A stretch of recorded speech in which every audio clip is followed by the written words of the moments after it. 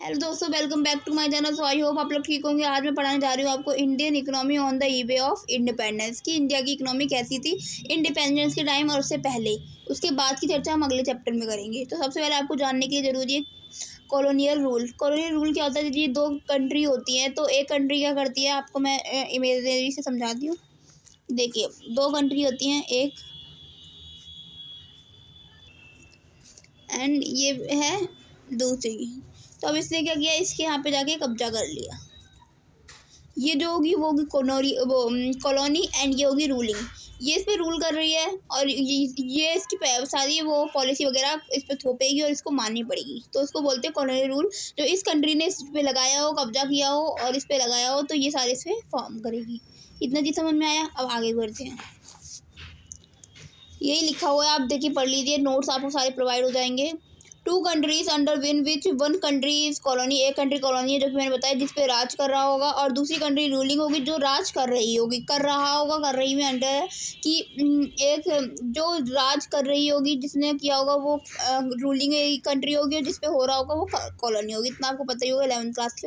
अब सबसे बड़ी चर्चा की बात है, एक नंबर में पूछ लेते हैं क्वेश्चन कि इंडिपेंडेंस के टाइम पे इंडिया की कंट्री वो कैसी थी।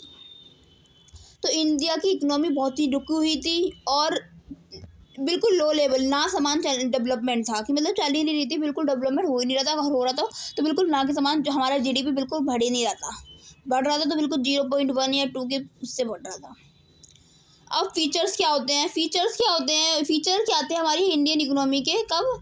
जब हमारे इंडिपेंडेंस से पहले। तो हमारी कंट्री बहुत ही अच्छी थी, सेल्फ रिलायंट थी, प्रॉस्पेरस थी, किसी पर निर्भर नहीं थी, अपने आप ही सारा कुछ एग्रीकल्चर हमारे सबसे पहले अभी भी मोस्ट ऑफ द पार्ट हमारा एग्रीकल्चर में था पहले। तो एग्रीकल्चर में 85% पार्ट था, तो बहुत सारा अच्छा अर्न हो जाता था और लोग अपना सेल्फ कंजप्शन के लिए करते थे, ज़्यादा इतना वो नहीं करते थे।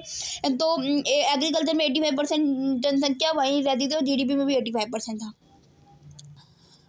फार्मर थे वो सिर्फ अपनी ज़रूरत के लिए उगाते थे, मतलब डोमेस्टिक कंजप्शन करते थे। यहाँ पे देखिए, जो आप ग्रीन ग्रीन हाईलाइट हो रखा है उसको पढ़ने की जरूरत है, उसके अलावा कुछ पढ़ने की जरूरत नहीं है। मैं सबको समझा रही हूँ। हैंडीक्राफ्ट इंडस्ट्री थी, क्योंकि इतना हमारे देश में इतना वो नहीं था। उसे ये कहते हैं कि मशीनरी वगैरह या कुछ, तो लोग अपने हाथों से, हमारे देश हाथों की कलाकारी से जाना जाता था और हैंडीक्राफ्ट के लिए बहुत ही फेमस था। और इंडिया क्या थी? इंडिपेंडेंट थी, किसी की गुलाम नहीं थी, अपनी आज़ाद थी और खुद ही उगाती थी। और प्रॉस्पेरस होने की चिड़िया बोला जाता था, क्योंकि वो किसी पर निर्भर नहीं रहती थी, अपना करती, बल्कि दूसरों की और मदद करती थी। जब ब्रिटिश आए, उन्होंने हम पे राज किया, तो उसके बाद हमारी इंडिया बहुत ज़्यादा गिरी हुई हालत में आ चुकी थी।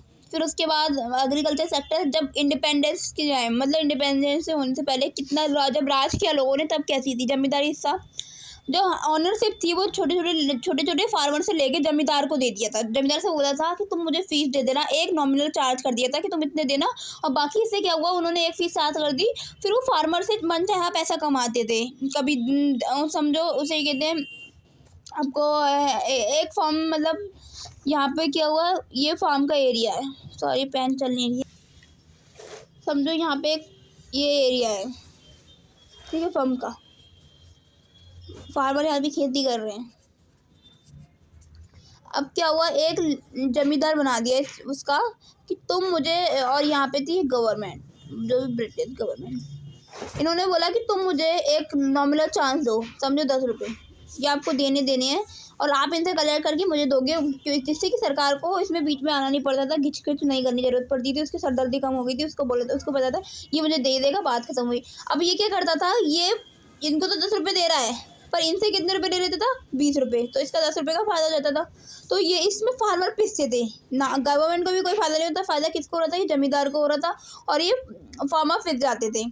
और दूसरी बात आपको मैं बताती हूँ,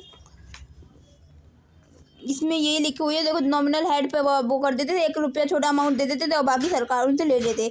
कमर्शलाइजेशन हुआ एग्रीकल्चर का, जहाँ पे लोग डोमेस्टिक अपने लिए कमाते थे। सरकार ने, ब्रिटिश ने क्या बोला कि तुम अपने लिए कमाओ, बाहर सेल करने के लिए भी कमाओ। तो हम जो कॉटन वगैरह, जो वैसी चीज़ थी, रॉ मटेरियल, उनको उगाते थे और अपने देश में बाहर बेचते थे। उनको बोलते production of cash crop. Cash crop का मतलब ऐसी उगाओ जो हम बाहर भी बेच सकें। लो लेवल प्रोडक्टिविटी, इतनी प्रोडक्टिविटी नहीं थी हमारी एग्रीकल्चर उसमें, क्योंकि हमारी इतनी फैसिलिटी नहीं थी, जैसे मैंने बताया टेक्नोलॉजी नहीं थी इतनी। तो कोई इन्वेस्ट भी नहीं करता था और हमारे पास मैन्योर वगैरह भी कुछ नहीं होता था, खाद वगैरह, तो इसलिए नहीं थी इतना लेवल से, इतना अच्छे से प्रोडक्शन नहीं हो पाता था। हाई डिग्री ऑफ अनसर्टेनिटी, जैसे कि कोई टेक्नोलॉजी नहीं थी हमारे पास, जो हम पानी जब जरूरत पड़े तो पड़ा रेन पे ही निर्भर रहना पड़ता था, और रेन तो अनसर्टेन है, कभी भी आ सकती कभी भी नहीं, तो इसलिए तो यही फीचर थे एग्रीकल्चर के। आप एक बार देख लीजिए, स्क्रीनशॉट ले लीजिए अगर लेना है तो। इतना समझा दिया, इसके बाद अगली नेक्स्ट वीडियो में मिलते हैं। Thank you for watching.